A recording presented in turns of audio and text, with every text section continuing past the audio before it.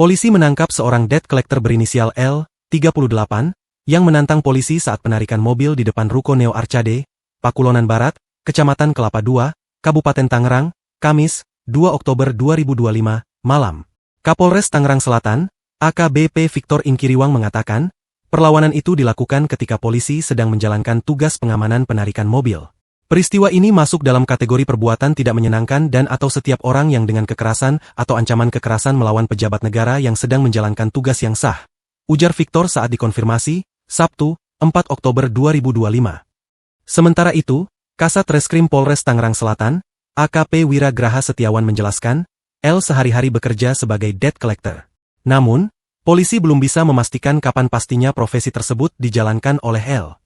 Pihaknya mengaku masih melakukan penyelidikan lebih lanjut terkait kasus itu. Saat ini kami masih melakukan pengembangan, imbuh Wira.